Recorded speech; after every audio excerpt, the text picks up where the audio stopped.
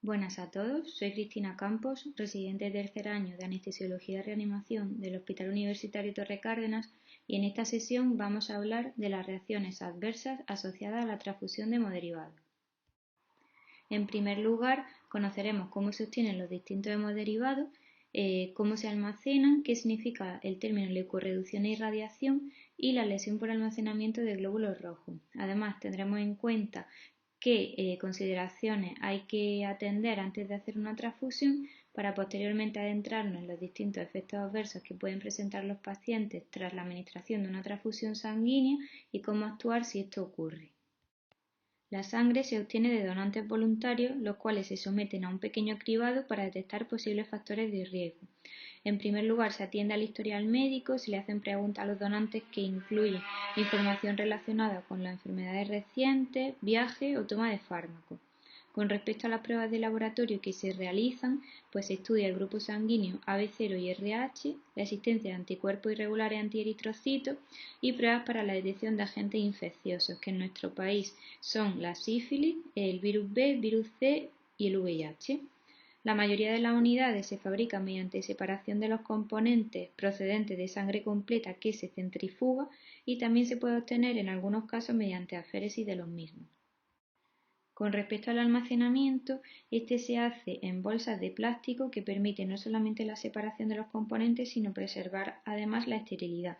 Antiguamente el material utilizado era el PVC y actualmente se utiliza otro tipo de plástico que se llama fitalato de dietilexilo. Con respecto a las soluciones aditivas, pues decir que la sangre total recogida se le añade en primer lugar una solución anticoagulante que lleva citrato. Posteriormente se separan los componentes y se le añade una solución conservante que lleva suero salino, adenina, glucosa y manitol. El volumen de esta solución es menor que el plasma eliminado, por tanto, la unidad resultante va a tener un hematocrito mayor que la sangre inicialmente recogida. Luego, la regulación exige que los hemoderivados se almacenen en refrigeración a una temperatura controlada durante un periodo de tiempo determinado, pasado el cual se debe desechar. En caso de los hematíes, esta temperatura es entre 2 y 6 grados por un periodo máximo de 42 días, aunque si existen grupos de sangre extremadamente raros, se pueden congelar para aumentar el tiempo de almacenaje. Con respecto a las plaquetas, estas se conservan entre 20 y 24 grados durante 5 días, aunque si existen métodos de detección de contaminación bacteriana se puede alargar hasta 7. Y con respecto al plasma, este se mantiene congelado y en función de la temperatura pues podrá mantenerse más o menos tiempo, pudiendo llegar a alcanzar los 36 meses. El transporte de los componentes sanguíneos desde el banco de sangre se debe hacer en las condiciones adecuadas para asegurar que durante el trayecto se conserve la temperatura óptima para cada componente. Los hematíes entre 1 y 10 grados, las plaquetas entre 18 y 24 y el plasma se debe mantener congelado. Este transporte a las áreas clínicas debe ser rápido, ya que los componentes sanguíneos deben estar el mínimo tiempo posible fuera de su temperatura de almacenamiento. Así, en el caso de los hematíes, si pasan más de 30 minutos no deberían utilizarse, aunque existen estudios que apuntan a que este tiempo se podría alargar hasta 1 hora. Cada unidad de sangre total contiene aproximadamente entre 2 y 5.000 millones de leucocitos, que se recolectan junto con los demás elementos celulares. Se cree que estos leucocitos contribuyen a una serie de efectos adversos como por ejemplo las reacciones febriles no hemolíticas, la inmunización o la transmisión de citomegalovirus. La leucorreducción hace referencia a la eliminación selectiva de leucocitos al hacer pasar la sangre a través de un filtro capaz de retener del 99,9 al 99,99% de los mismos. De esta forma se queda un recuento final de leucocitos de menos de 5 millones, lo que reduce drásticamente o en algunos casos incluso elimina el riesgo de ciertos efectos adversos. Sin embargo, este proceso no es suficiente para prevenir la enfermedad injerto contra huésped asociada a la transfusión en poblaciones susceptibles, ya que, como hemos visto, una pequeña cantidad de linfocitos viables permanece en la unidad. Estas personas deben recibir sangre irradiada. La irradiación añade costos y reduce la vida útil de la unidad, por lo tanto no se hace universalmente. Los pacientes candidatos a recibir este tipo de sangre incluyen aquellos que están gravemente inmunodeprimidos y aquellos que no reconocerían los linfocitos transfundidos como extraños, como ocurre por ejemplo en caso de homología del HLA. Los glóbulos rojos almacenados son metabólicamente activos, y esta actividad metabólica contribuye a una serie de cambios tanto bioquímicos como estructurales durante su almacenamiento. A todo este se le conoce como lesión por almacenamiento de glóbulos rojos, y entre ellos destaca, por ejemplo, la fuga de potasio al sobrenadante. ¿Qué ocurre? Que durante la refrigeración la bomba sodio-potasio ATPasa está inactiva, por lo tanto el potasio no se puede transportar activamente de nuevo al interior del eritrocito, y esto hace que conforme aumenta el tiempo de almacenaje se va liberando potasio, haciendo que aumente en torno a 1 miliequivalente litro al día a partir de los 20 días de almacenamiento. Con respecto a la disminución del 2,3-difosfoglicerato, ¿qué ocurre? Que a partir de las 2 semanas igualmente los niveles comienzan a disminuir, lo cual puede reducir el suministro de oxígeno a los tejidos, ya que se desplaza la curva de saturación de la hemoglobina hacia la izquierda. Sin embargo, se ha visto que sus niveles aumentan y vuelven a la normalidad entre las 6 y las 24 horas posteriores a la transfusión, por lo que no parece tener una repercusión significativa. Otros posibles efectos que se pueden producir es la disminución del óxido nítrico, lo que puede provocar vasoconstricción y aumento del estrés oxidativo, agotamiento del ATP, cambios de la membrana, aumento del daño oxidativo a lípidos y proteínas y la pérdida de formabilidad de la membrana. Estos cambios se acumulan a medida que aumenta la duración del almacenamiento y varía entre diferentes donantes. Sin embargo, se ha visto que ninguno de estos cambios afecta negativamente a los resultados clínicos en adultos transfundidos, con la posible excepción de la fuga de potasio que puede causar hiperpotasemia en poblaciones seleccionadas, como veremos más adelante. Antes de llevar a cabo una transfusión sanguínea es necesario obtener el consentimiento informado tanto para adultos como para niños, a no ser que nos encontremos en una situación de emergencia. Posteriormente será necesaria la identificación correcta tanto del paciente como de la unidad que viene del banco, e inspeccionaremos la unidad para verificar que la bolsa esté intacta y la apariencia sea normal. Con respecto al acceso venoso, se requiere una vía de un calibre por encima del 22 para permitir el flujo de sangre correctamente. Se puede utilizar dispositivos que aumenten la presión utilizando una presión por debajo de 300 milímetros de mercurio para evitar que se produzca hemólisis. Los filtros lo que van a hacer es eliminar coágulos y agregados y podremos usar calentadores de sangre, pero estos deben calibrarse y controlarse para evitar un calentamiento excesivo de las células sanguíneas, lo que provocaría hemólisis. En condiciones normales, como hemos visto, la sangre se almacena a una temperatura de entre 1 y 6 grados, por lo que si se transfunde lentamente esto no debe suponer un problema. Se recomienda el uso de calentadores en pacientes inestables, sobre todo bebés o niños pequeños, pacientes que requieren la transfusión rápida de una gran cantidad de sangre, pacientes que requieren exsanguinotransfusión o pacientes con enfermedad por aglutinina fría. Los líquidos que se pueden administrar conjuntamente con una transfusión de sangre son el suero salino fisiológico, el plasma compatible AB0 y la albúmina. Especial atención a aquellas soluciones hipotónicas porque pueden producir hemólisis y aquellas que contienen calcio como por ejemplo el ringelactato, ya que puede provocar la coagulación del mismo. Por lo tanto, este tipo de soluciones se deben evitar. En caso de tener un catéter venoso central, decir que se puede administrar simultáneamente medicamentos u otros líquidos por otras luces y que cuando se administra por la misma cualquier medicamento antes o después, ésta se debe lavar con suero salino fisiológico. A la hora de iniciar una transfusión en los adultos, esta se hará en torno a 1 o 2 mililitros por minuto durante los primeros 15 minutos con objetivo de poder detectar la aparición de cualquier reacción adversa. Posteriormente, esta se podrá aumentar de velocidad y hacerlo tan rápido como lo tolere el paciente. Con respecto a los niños, el volumen a transfundir será entre 10 y 15 mililitros por kilo a una velocidad máxima de 2,5 mililitros kilo hora. En cualquier caso, la transfusión debe finalizarse en un periodo máximo de 4 horas con el objetivo de reducir el riesgo de contaminación bacteriana. En aquellos pacientes que por sus características necesiten alargar el tiempo de transfusión, ya que este se va a hacer a menor velocidad, se puede avisar a banco para que el concentrado se divida en distintas unidades que permitan su infusión en un periodo máximo de 4 horas.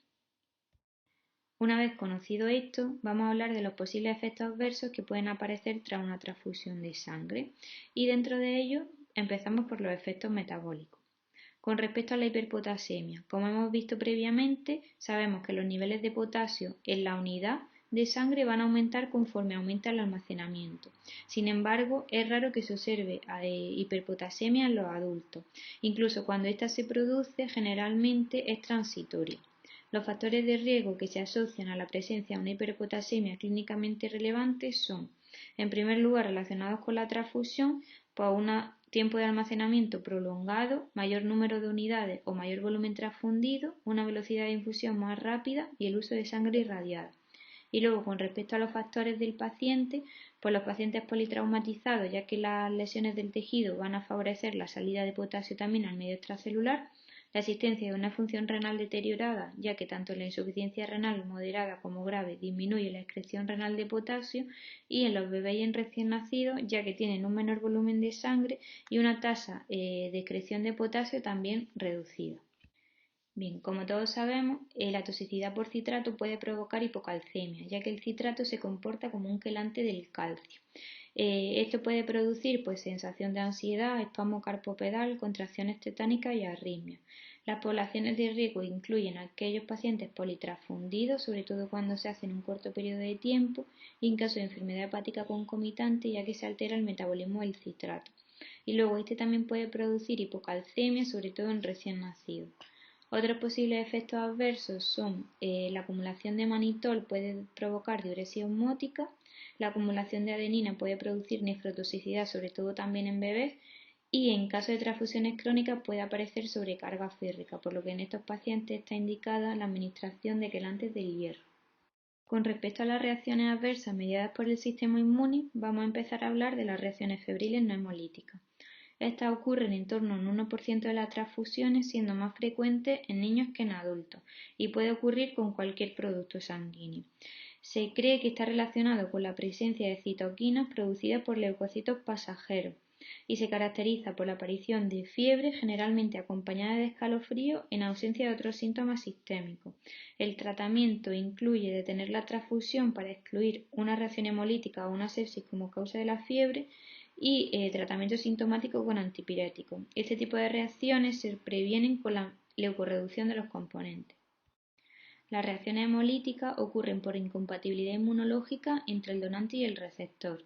Las reacciones hemolíticas agudas ocurren en una de cada 76.000 transfusiones, siendo prácticamente exclusivas de la transfusión de glóbulos rojos. Se debe a la transfusión de hematíes AB0 incompatibles, generalmente debido a errores administrativos. Ocurre una reacción potencialmente mortal que se debe a la hemólisis intravascular de los eritrocitos transfundidos, pudiendo aparecer fiebre, escalofrío, dolor en el flanco, supuración por los sitios de punción o hematuria. El tratamiento, en primer lugar, detener inmediatamente la transfusión y después realizar tratamiento de soporte y sintomático. Tener en cuenta que esta complicación se previene mejor que se trata, por lo que es muy importante atender de forma meticulosa a la identificación tanto del paciente como de la unidad a transfundir. Las reacciones hemolíticas retardadas ocurren por la producción de anticuerpos tras la administración de una transfusión. Generalmente se presenta de 2 a 10 días después de la transfusión y aparece con ictericia y anemización. En estos pacientes, las transfusiones posteriores se debe hacer con sangre cuyo resultado sea negativo para el antígeno identificado. Las reacciones alérgicas son una de las reacciones a las transfusiones más comunes. Como vemos, son más frecuentes con la transfusión de plaquetas y plasma, pero también puede aparecer con la transfusión de hematíes. Se debe a una reacción de hipersensibilidad tipo 1 debido a la existencia de anticuerpos IgE persistentes o bien en la unidad o en el receptor. La clínica es variable, generalmente aparece picor o urticaria y el tratamiento es sintomático. Si los síntomas simplemente se limitan a esto, se puede continuar la transfusión. Sin embargo, las reacciones anafilácticas son más raras y igualmente se debe a una reacción de hipersensibilidad tipo 1 que puede aparecer, por ejemplo, en pacientes con déficit de IgA. Son reacciones graves que incluyen, como sabemos, síntomas respiratorios, digestivos y hemodinámicos, y el tratamiento es la adrenalina, pudiendo incluir antihistamínicos vasopresores si es necesario. La lesión pulmonar aguda relacionada con la transfusión es una reacción rara que se debe principalmente a la interacción de los leucocitos del receptor con los antígenos anti-HLA o antigranulocitos del donante. Es una causa importante de mortalidad relacionada con la transfusión y se debe sospechar cuando el paciente presenta disnea, edema pulmonar no cardiogénico bilateral, hipotensión y fiebre dentro de las 6 horas posteriores a la finalización de la transfusión. El tratamiento es de soporte y con respecto a la prevención, pues decir que el paciente puede recibir productos sanguíneos de otro donante sin restricción, pero no deberá recibir ninguna porción restante del producto implicado. El resto de productos obtenidos del mismo donante se deben mantener en cuarentena y si se confirma la existencia de TRALI se deben desechar.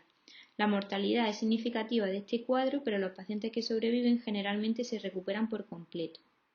La enfermedad de injerto contra huésped asociada a la transfusión es una reacción poco común en la que un componente sanguíneo que contiene linfocitos T viables se transfunde a un receptor cuyo sistema inmune no reconoce estos linfocitos como extraños o no tiene capacidad de destruirlos. Esto ocurre, por ejemplo, en pacientes con incompatibilidad parcial con el HLA de la donación. Estos linfocitos existentes van a atacar la piel, el tracto gastrointestinal y el sistema hematopoyético del receptor. El tratamiento es de soporte y puede prevenirse mediante el uso de productos irradiados en pacientes de riesgo, como por ejemplo bebés prematuros, lactantes y niños con inmunodeficiencias primarias, receptores de trasplantes de órganos y pacientes que reciben quimio u otra terapia inmunosupresora. El pronóstico es malo con una tasa de supervivencia de entre el 8 y el 20%. La púrpura post-transfusión es una reacción extremadamente rara que ocurre principalmente en individuos sensibilizados a antígenos plaquetarios, por exposición, por ejemplo, durante el embarazo o la transfusión. Por este motivo es más frecuente en mujeres que en hombres con una relación 26:1, y lo que ocurre es que se destruyen las plaquetas transfundidas, dando lugar a una plaquetopenia grave con recuentos por debajo de 20.000, lo que puede provocar púrpuras, petequias o hemorragia. Es importante hacer diagnóstico diferencial con otras formas de trombopenia mediadas por el sistema inmune como la PTT o la PTI o la trombopenia inducida por fármaco. El tratamiento de elección consiste en la administración de inmunoglobulina intravenosa a dosis alta durante 5 días y como alternativa se puede usar los corticoides a dosis alta o la sanguinotransfusión. Con respecto a las reacciones no mediadas por el sistema inmune, vamos a empezar a hablar de la hemólisis. Esta puede ocurrir por múltiples causas, entre ellas destacar la lesión térmica, que sucede cuando se expone la sangre a un calor o un frío excesivo, la lesión osmótica, por ejemplo, por la exposición a soluciones hipotónicas, como hemos visto previamente, la lesión química o la lesión mecánica que puede aparecer al transfundirse a través de vías periféricas de calibre muy fino o retorcidas o por la existencia de bombas o sistemas de transfusión defectuosos. La clínica, igual que ocurría en caso de hemólisis inmune, pues puede aparecer fiebre, escalofríos, dolor de espalda, aumento del LDH y la bilirrubina. Las reacciones transfusionales hipotensivas es un cuadro raro que se cree que el mecanismo involucra la existencia de citoquinas vasoactivas como por ejemplo la bradiquinina. Es más frecuente con la transfusión de plaquetas y con la toma previa de IECAS por parte del receptor. Característicamente aparece una caída de la tensión arterial sistólica por debajo de 80 milímetros de mercurio o más de 30 milímetros con respecto a la basal sin que exista otra causa que lo justifique. Aparece a los pocos minutos del inicio de la transfusión y esta regresa al valor inicial una vez que se detiene la misma. El diagnóstico es de exclusión, descartando otro tipo de reacciones transfusionales que cursen con hipotensión, como por ejemplo las reacciones hemolíticas agudas, el TRALI, la sepsis o la anafilaxia, y el tratamiento generalmente no requiere tratamiento específico ya que son reacciones rápidamente reversibles. Como medidas preventivas, pues se apuesta por evitar el uso de IECA o la administración de IECA antes de la transfusión.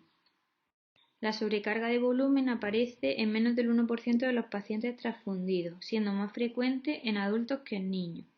Las manifestaciones pueden comenzar cerca del final o dentro de las 6 horas posteriores a la transfusión. Los signos y síntomas subjetivos incluyen disnea, ortopnea, taquicardia e hipertensión, lo que junto con la ausencia de fiebre la diferencia, por ejemplo, de la existencia de la aparición de un TRAL. El tratamiento es sintomático y de soporte, incluyendo diurético y oxigenoterapia. Y con respecto a la prevención, pues en aquellos pacientes que tienen factores de riesgo se puede recibir la transfusión a un ritmo más lento o la administración profiláctica de diuréticos. ¿Qué pacientes son estos que tienen más riesgo? Pues aquellos que tienen disfunción cardíaca renal persistente, edades extremas, bajo peso o baja talla, mayor número de unidades transfundidas y mayor velocidad de infusión. Con respecto al pronóstico, decir que actualmente es la principal causa de mortalidad relacionada con la transfusión en nuestro medio. Como vimos anteriormente, la sangre donada se analiza exhaustivamente para detectar microorganismos. Todas las pruebas deben ser negativas para poder enviar la unidad al hospital para que se transfunda. Como resultado, el riesgo de contraer una infección es extremadamente bajo. El riesgo residual, sobre todo de las infecciones virales, reside en gran medida debido a las donaciones que se realizan en el periodo ventano. Además, tenemos que tener en cuenta que existe el riesgo de contaminación bacteriana de los productos sanguíneos, que es mayor que el riesgo de transmisión viral, especialmente en el caso de los productos plaquetarios, ya que se van a almacenar a temperatura ambiente.